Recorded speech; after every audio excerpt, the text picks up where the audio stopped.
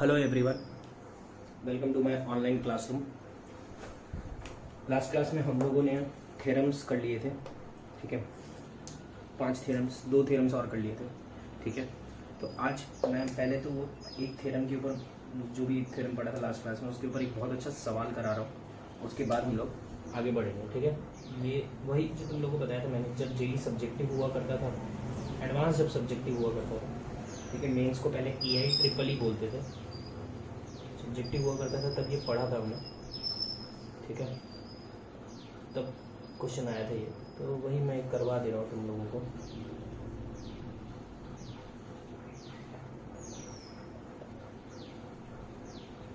Prove that he लिख देता हूँ, ठीक है। ये चलो प्रूव दैट नहीं लिख रहा हूँ मैं, इज इक्वल टू दे के है, ठीक है। मैं नहीं दे रहा हूँ, इम्प्रूव कर, ये इसकी वैल्यू निकालो, ठीक है। तो अब ये मैंने है ना पहले ही कराया है, मैं इसको फिर से एक बार सॉल्व करा रहा हूँ, ठीक है। लॉग के टर्म्स में इस बार इसके लिए मैंने बोला था अगर डबल इक्वल टू हो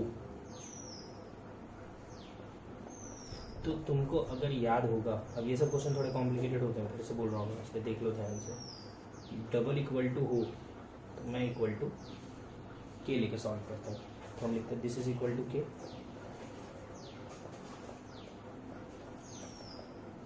this is equal to K, this is equal to K. यहाँ से मैं बोल सकता हूँ log A with base 10 is equal to K B minus C. यहाँ से मैं बोल सकता हूँ log B with base 10 is equal to K C minus A. यहाँ से बोल सकता हूँ log C with base 10 is equal to K A minus सी। तो ये आ जाएगा ए, वो formula A is equal to 10 की power K B minus C. अरे वही definition, B is equal to 10 K की power C minus A, C is equal to 10 K की power ए minus सी। हो सकता है थोड़ा फास्ट कर दिया मैंने, इसलिए मैं एक बार फिर से बोल दे रहा हूँ। तीनों को के इक्वल मान लिया, ऐसे ही सॉल्व करने बोला था। डबल इक्वल टू, ये भी के इक्वल, ये भी के इक्वल, ये भी के इक्वल, अलग अलग लिख लिया, क्रॉस मल्टीप्लाई, सब में क्रॉस मल्टीप्लाई, ठीक है। और उसके बाद ये डेफिनेशन है, ए इज इक्वल टू 10 की power this, B is equal to 10 की power this, C is equal to 10 की पावर दिस, ठीक है। अब मैं क्या कर रहा हूँ, इसमें तो कोई प्रॉब्लम नहीं होगी। ये ए, ये बी और ये सी यहाँ यहाँ और यहाँ पुट कर रहा हूँ, ठीक है। नहीं नहीं नहीं, वहाँ पुट नहीं कर रहा हूँ, ठीक है।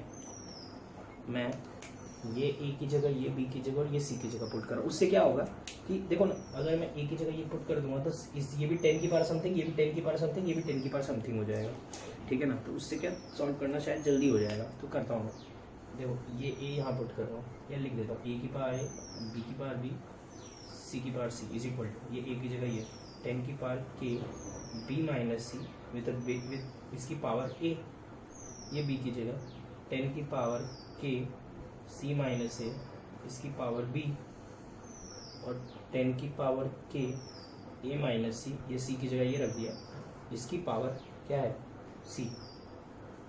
क्लियर है या कुछ पावर में गड़बड़ क्यों नहीं है? ए की पावर ए, बी की पावर बी, सी की पावर सी, सही है।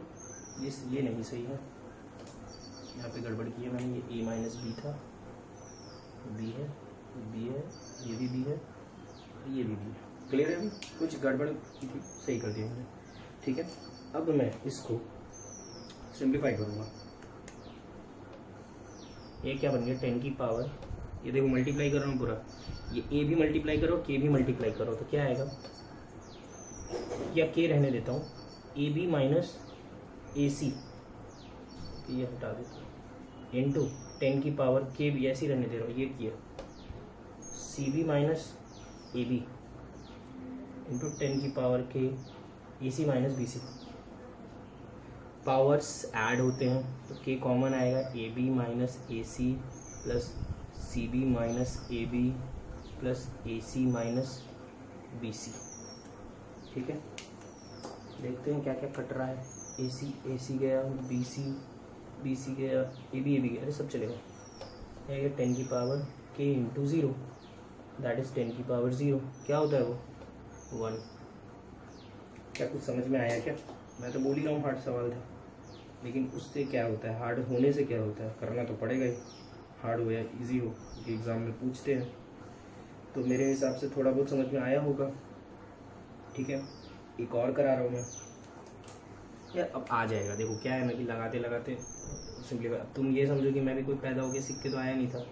ठीक है ना, अप्लाई कर करके सीख गया। अब जो ये इतने साल हो गए पढ़ाते पढ़ाते, तो थोड़ा ज़्यादा आने लग गया है क्योंकि इतनी बार अप्लाई कर लिया है। तो तुम लोग को जितना आना चाहिए उतना तो आ ही जाएगा। मैं जब पढ़ता था तो मुझे भी इतना जल्दी फील नहीं आया था, लेकिन अल्टीमेटली आ गया था एक दिन। ठीक है, तो आ जाएगा तुम लोगों को भी, ऐसा कुछ है। ठीक है, अब देखो 1/n है तो अब तो क्लियर होना चाहिए यार। अब भी तुम नहीं कर रहे हो तो फिर कब करोगे यार। एक तो स्टेप लिखो, इसको इंटरचेंज तो करके लिख लो। ये तो बिल्कुल सब लिखो।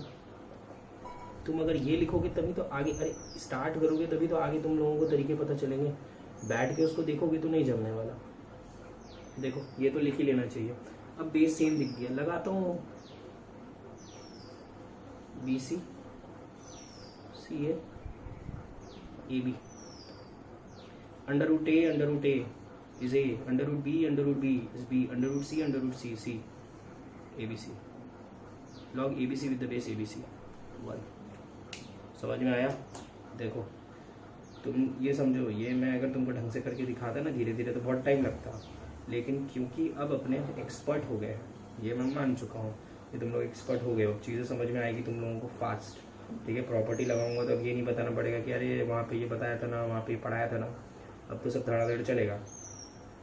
ठीक है, तो अगर तुम लोगों को ये चीज़ समझ में आई होगी, ठीक है, तो मतलब अगर ये चीज़ समझ में आई होगी तो ये तो बहुत जल्दी क्लियर हो गया होगा कि इससे तो बहुत ही आसान सवाल है ये। ठीक है, आगे बढ़ते हैं।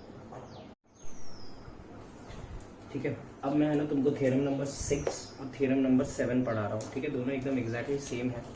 ठीक है, लेकिन क्या है कि देखो ये जो थ्योरम नंबर 7 है ना, मैं 6 है ना, मैं एकदम इंटरेस्टेड नहीं हूँ इसका प्रूफ बताने में। ठीक है, क्योंकि हमको इसके प्रूफ का कुछ करना ही नहीं है। हमको लॉगरिथम के किसी भी थ्योरम का कोई भी प्रूफ का नहीं करना है।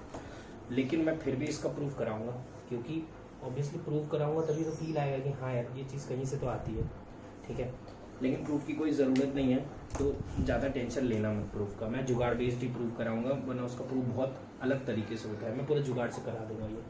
ठीक है, हम इसमें बोलते हैं कि इसको और इसको इंटरचेंज कर सकते हो।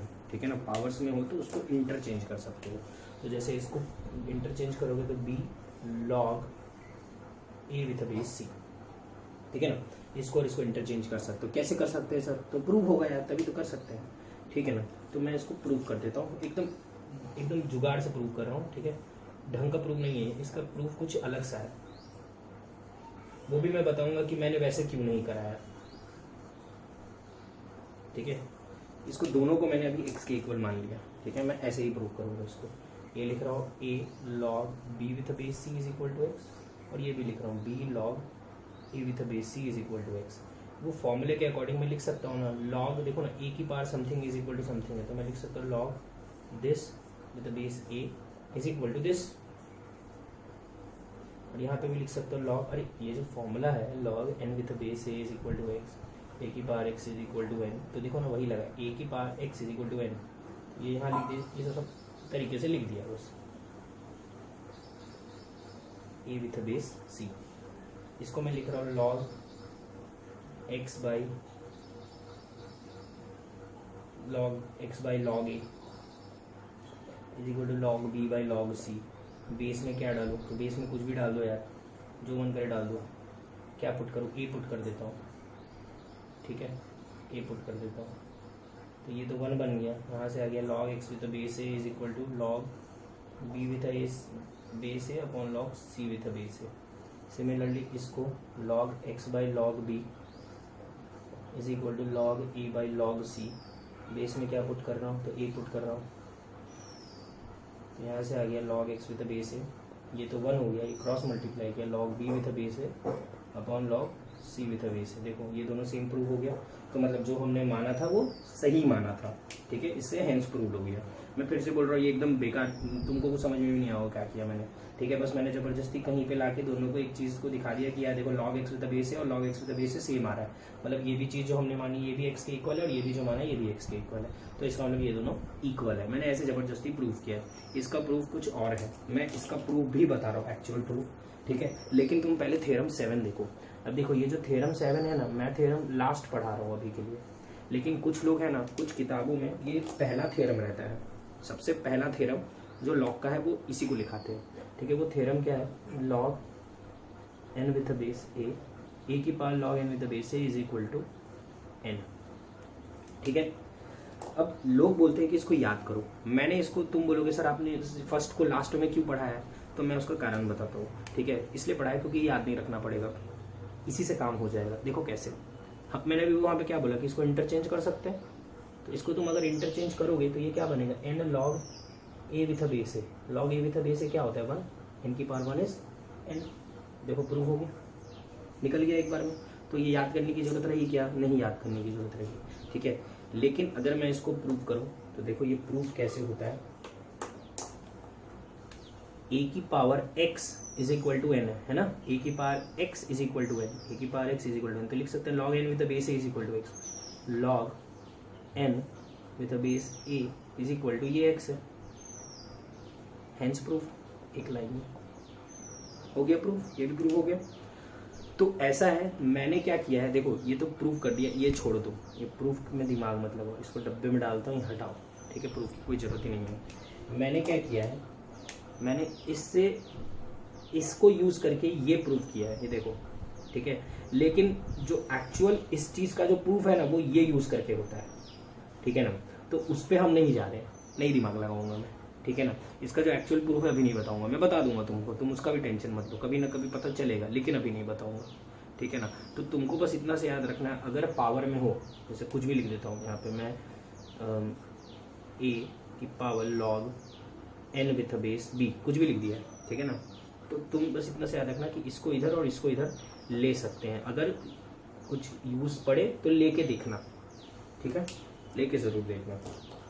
और कुछ याद रखने की जरूरत नहीं है तुमको, ना ये याद रखने की जरूरत नहीं है, बस ये इंटरचेंज कर सकते हो, इतना से याद रखो। जैसे एक सवाल देख लेते हैं, find the value of first 5 की पावर log 7 विथ बेस 5, ठीक है। कोई थ्योरम वगैरह मत देखो तुम, सिंपल सा बस इतना सुनो कि इसको इंटरचेंज कर सकते हैं, तो करके देखने का, इसको यहाँ ला सकते हैं, 7 की पावर log 5 विथ बेस 5, 7 यहाँ 5 यहाँ आ गया, log 5 विद बेस 5 क्या होता है 1, 7 की पावर 1 इज 7, आ गई वैल्यू, क्लियर है, ठीक है, समझ में आया। तो ना ये याद रखना, ये याद रखना, बस इतना सा ये कंसेप्ट याद रखना कि इंटरचेंज कर सकते। थ्योरम वेरम मत याद रखो यार, बस इंटरचेंज कर सकते इतना से याद रखो। मेरे भी टीचर ने मेरे को यही समझाया था, तो क्या मेरे को थोड़ा सा लॉग समझ में भी आया था। इंटरचेंज यार, दोनों थ्योरम रटवाने बैठ गया ना मैं, तुमको तुम्हारा भी काम खत्म होगा, मेरा भी काम खत्म हो जाएगा, ठीक है। इसको इंटरचेंज कर सकते, इतना से याद रखो बस। अपने आगे बढ़ते हैं, इसके क्वेश्चंस करते हैं, बस सवाल करना है, ठीक है। सवाल करते करते सीख जाओगे, कंफर्म है, ठीक है। तो स्टार्ट करते हैं पहले क्वेश्चन से, तो दूसरे सवाल से लिखते हैं, पहला करा ही दिया मैंने। क्यूब रूट ऑफ 5 की power 1 upon log 5 with base 7 plus 1 upon minus log 0.1 with base 10, ठीक है। इजी सही है, देखने में कॉम्प्लिकेटेड लग रहा होगा, देखो लिख रहा हूँ मैं इसको ढंग से।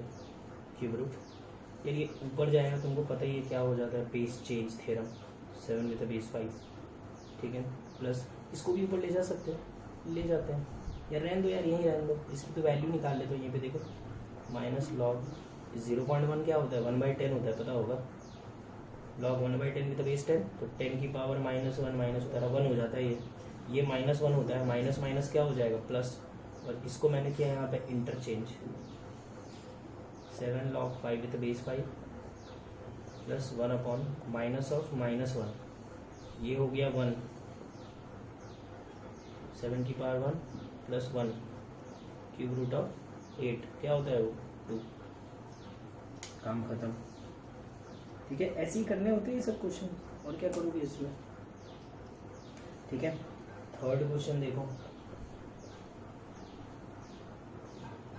1/49 की power 1 plus log 2 with base 7 plus 5 की power minus log 7 with base 1/5।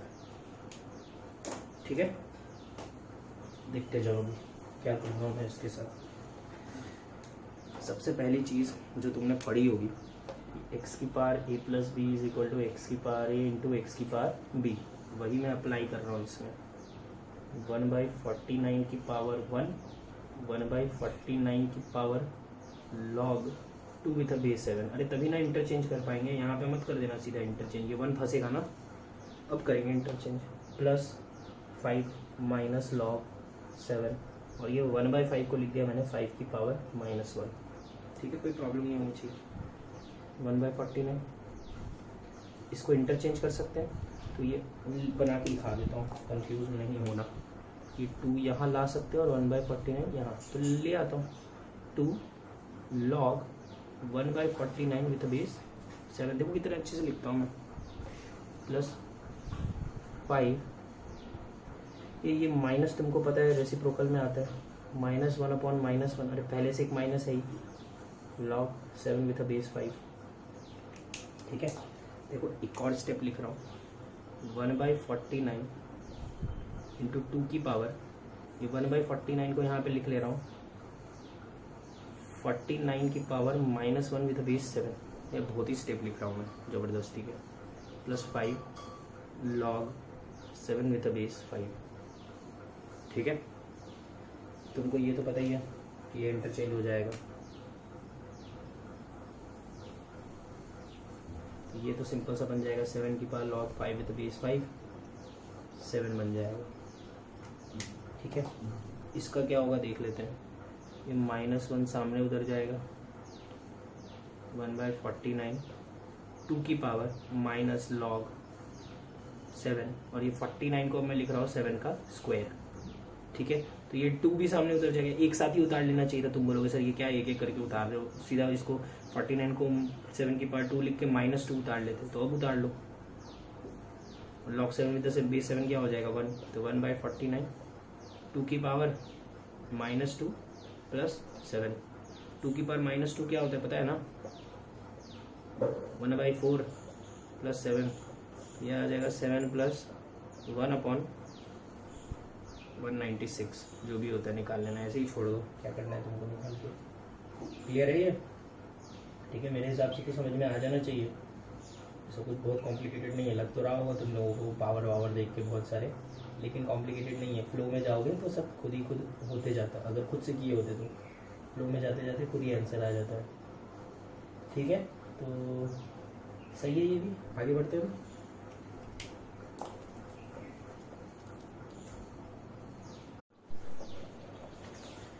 तो अब एक टाइप के क्वेश्चन करा रहा हूँ। ठीक है, वो बस क्या है कि इस टाइप के क्वेश्चन पूछ सकते हैं, पूछ तो सभी सकते हैं, ठीक है ना, पूछ सकते हैं, लेकिन ज़्यादा ये काम आएगा तुम्हारे अंडरस्टैंडिंग को बेटर करेगा ये। ठीक है, अच्छा क्वेश्चन है ये। log 2 with base 10 is equal to a दिया है, and log 3 with base 10 is equal to b दिया है। ठीक है, then express following in terms of a and b। तो मैं क्या है ना, तुम लोगों को कुछ क्वेश्चन करके दिखाऊंगा, इसमें कुछ मैं एक्सप्रेस करके दिखाऊंगा, कुछ तुमको खुद से करना पड़ेगा। ठीक है, तो स्टार्ट करते हैं। पहला सवाल is log sin square π/3 in the base 10। ठीक है, sin स्क्वायर π/3 तुम लोगों को शायद नहीं समझे, 60 डिग्री विद बेस 10। ठीक है, मुझे पता नहीं तुम लोगों को π/3 आता है कि नहीं आता है, इसलिए मैंने सीधा लिख दिया। तो साइन 60 तो पता है, √3/2 का स्क्वायर लिखा है, ये हो गया 3/4 विद बेस 10। ठीक है, इसको लिख सकते हैं log 3 with base 10 minus log 4 with base 10। अब तो सब समझ में आना चाहिए।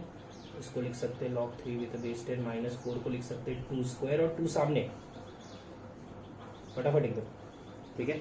एक्सप्रेस करने को था मुझे ए और बी के टर्म्स में, तो this is B and this is A, हो गया एक्सप्रेस ये बी और ए के टर्म्स में। तो ये क्या बन गया बी माइनस 2a, ठीक है, क्लियर होना चाहिए। सेकेंड देखो,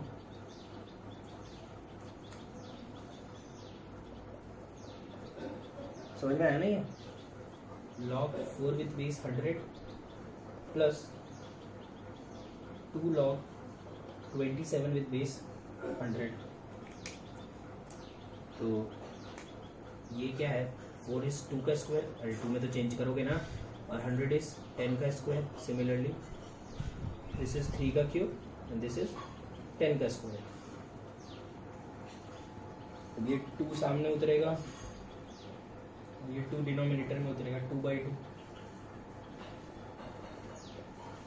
3 सामने उतरेगा और ये 2 डिनोमिनेटर में उतरेगा, 2 इंटू 3/2, कट गया। ये क्या था a, ये क्या था b, a प्लस 3b, समझ में आया। थर्ड, मैं लास्ट क्वेश्चन करा रहा हूँ, थर्ड एक और सवाल है मेरे पास, फोर्थ, वो तुम लोगों को खुद से करना है, ठीक है, वो होमवर्क दे देता हूँ मैं। इसको मैं लिखूंगा लॉग, देखो बेस में 2 है और बेस में अपने को क्या चाहिए 10, तो बेस चेंज थ्योरम, अरे बेस को वही तो चेंज करेगा, ठीक है। बेस में क्या डाल सकते हैं, कुछ भी डाल सकते हो, तो कुछ भी मत डाल देना, 10 डालना, तभी कोई फायदा भी है, क्योंकि अपने को तो 10 के टर्म्स में निकालना है। मैंने ये 9 को लिखा 3 का स्क्वायर और 2 सामने उतार लिया, इसको तो ऐसे ही रहने दिया, और लिख भी कह सकते हैं। 8 को लिखा मैंने 2 का क्यूब और 3 सामने उतार लिया, हर जगह पुट करता हूँ, this is b, this is a, this is a and this is b, हो गया, ठीक है। Question number 4, log 144 with base √45, ठीक है। ये होमवर्क क्वेश्चन है, वीडियो पॉज करो, खुद से करो, मतलब होमवर्क मतलब खुद से करने के लिए सवाल है, कर लो इसको। मैं इसको स्टार्ट कर देता हूँ, वीडियो पॉज करके खुद से करो। log √45 विद बेस 10, ठीक है। अब ये 1/, ये क्या होता है, log 144 with base 10 upon log 45 की पावर 1/2 विद बेस 10, ये 1/2 सामने उतरेगा तो ऊपर चला जाएगा ना 2, तो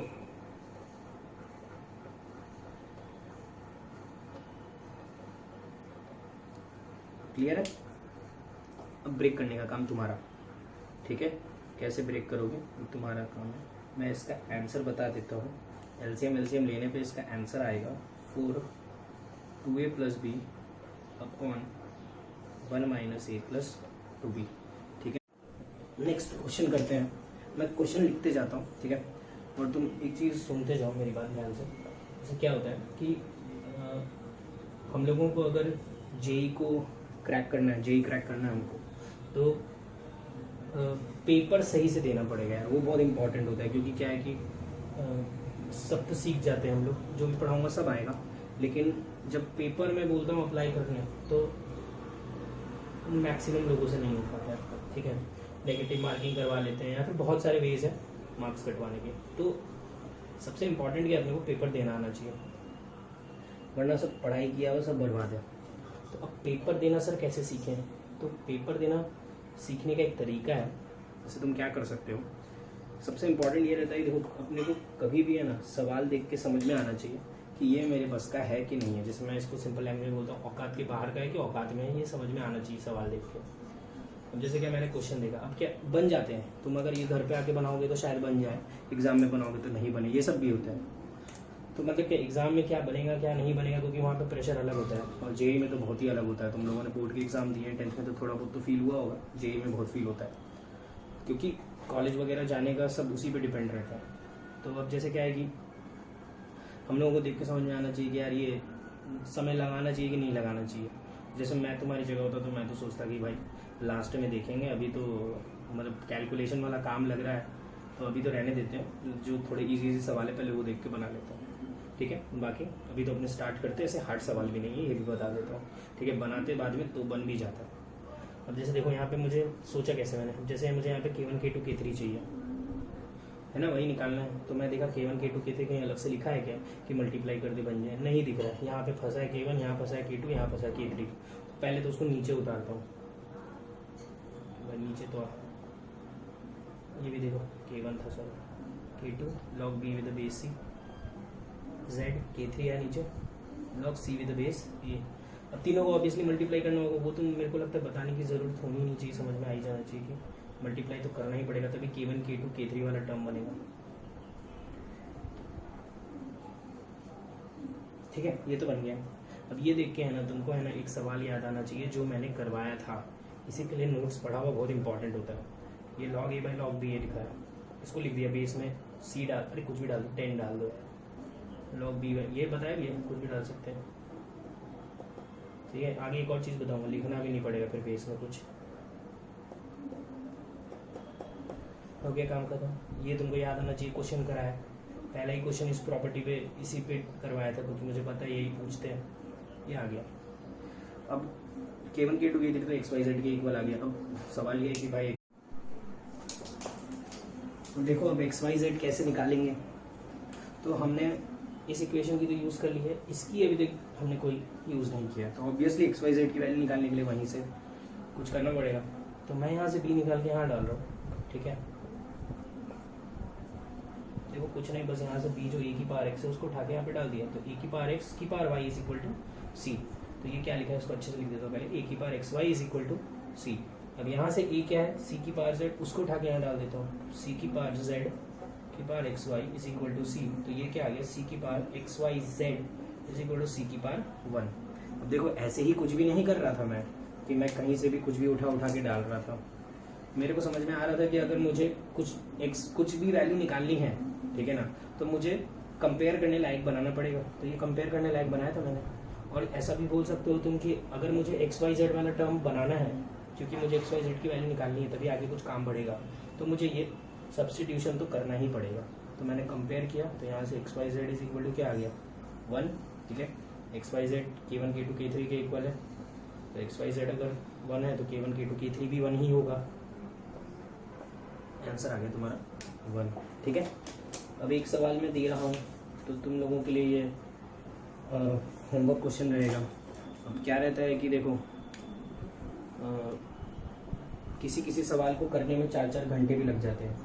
ठीक है ना, मतलब ऐसे भी बहुत सारे सवाल रहे हैं मेरी ज़िंदगी में जो मैंने 4 घंटे तक सॉल्व किया और फिर भी सॉल्व नहीं हुआ। ठीक है, तो तुम्हारे साथ ऐसा नहीं होगा। ऐसा इसलिए नहीं होगा क्योंकि कोई भी सवाल मैं देता हूँ तो तुरंत बोलता हूँ वीडियो पॉज करो, और तुम लोग वीडियो पॉज करते हो, कोशिश करते हो, नहीं होता है तो फटाफट सोल्यूशन छाप लेते हो। या तो हो सकता है कि तुम लोग करते भी नहीं हो, सीधा छाप ही लेते हो, होता है बहुत बार, मैं भी करता था, उसमें क्या। ठीक है, तो लेकिन ये क्या सही तरीका नहीं है। क्या है कि अपने को कोई क्वेश्चन को लेके 3 घंटे 4 घंटे बैठना चाहिए। उससे फ़ायदा क्या होता है कि उससे ये तो नहीं सॉल्व तो वो होता नहीं है, तो सर उससे क्या सीखेंगे जब सॉल्व ही नहीं होता है। तो यह बहुत इंपॉर्टेंट चीज़ है, ध्यान से सुनना। सॉल्व नहीं होने से हम ये सीखते हैं कि कितने तरीके से वो सॉल्व नहीं हो रहा था, मतलब ये हमको नहीं करना चाहिए था। अरे क्या करना चाहिए था वो तो नहीं आया, लेकिन क्या क्या नहीं करना चाहिए था वो तो समझ में आ गया ना, कि ये फालतू लिख रहा था, ये फालतू लिख रहा था, इससे लिखने से कुछ नहीं होता है। तो एग्जाम में यही होता है, फिर अपने है ना टाइम वेस्ट नहीं करते हैं। ठीक है, ये समझ में आ जाता है कि यार अपने बस का नहीं है, अपने कितने घंटे भी लगा ले नहीं होता अपने से। ठीक है ना, तो और हो सकता है कि यही मैनिपुलेशन ये बहुत बार अटेम्प्ट करके उसको तुम लोग ये सीख जाओ कि करते कैसे हैं उसको। ठीक है, याद रह जाता है बहुत बार सवाल कि यार ये सवाल में तो मैंने 4 घंटे लगाए थे। ठीक है, तो वही सब है इम्पॉर्टेंट। तो जैसे ये क्वेश्चन है, तो ये क्वेश्चन मैं चाहता हूँ तुम लोग 1 दिन तक पूरा सॉल्व करो, लेकिन नहीं करोगे, तुम लोग वीडियो पॉज करोगे अभी और फिर ट्राई करोगे 2 मिनट और फिर देख लोगे। तो मैं क्या कर रहा हूँ, मैं सॉल्व ही नहीं कर रहा हूँ। ठीक है, अब इससे प्रॉब्लम क्या होगी, ये मैं इसलिए मैं ज़्यादा नहीं करता हूँ अभी, क्योंकि मुझे पता है कि जिन लोगों ने नहीं किया, कुछ क्वेश्चंस मैंने ऐसे किए थे तो वो मिस हो गए। जिन लोगों ने मुझे सोल्यूशन भेजा मैंने रिप्लाई कर दिया हाँ सही है या नहीं है, और मैक्सिमम लोगों ने तो भेजा ही नहीं था। तो वो जगह देख लेना, तुम्हारी नोटबुक में खाली ही होगी, क्योंकि तुमने उसने सॉल्व किया है ना पूछा है। तो वही है। तो ये क्वेश्चन भी वैसा ही रह जाएगा, लेकिन मैं चाहता हूँ ऐसा रह जाए, क्योंकि जिनसे बन गया बहुत बढ़िया, और जो बनाना चाहते बहुत बढ़िया, जो नहीं बनाना चाहते वो टेंशन ही मत लो, फिर क्या करेंगे। ABC, ठीक है, हिंट दे रहा हूँ, हिंट है, इसको A मानना है, इसको B मानना है, इसको C मान लो। तो ये लिखा है ABC is equal to AB plus BC plus CA, ठीक है। इसके आगे क्या करेंगे सर, तो सब मैं ही बता दूँ क्या, इसके आगे तुम खुद सोचना, ठीक है ना। थोड़ा मैनिपुलेटिव क्वेश्चन है, अच्छा सवाल है, बहुत अच्छा सवाल है। मुझे लगता है कि ये किसी साल जब JEE एडवांस बहुत टफ आएगा तो ये एडवांस में पूछ सकते हैं। मैं लिख देता हूँ, तुम 2022 में दोगे तो उसमें पूछ सकते हैं। तुम लोग ट्राई करना इसको अच्छे से, अगर बन गया तब तो टेंशन ही नहीं। एक लास्ट सवाल करते हैं आज का, सॉल्व द इक्वेशन।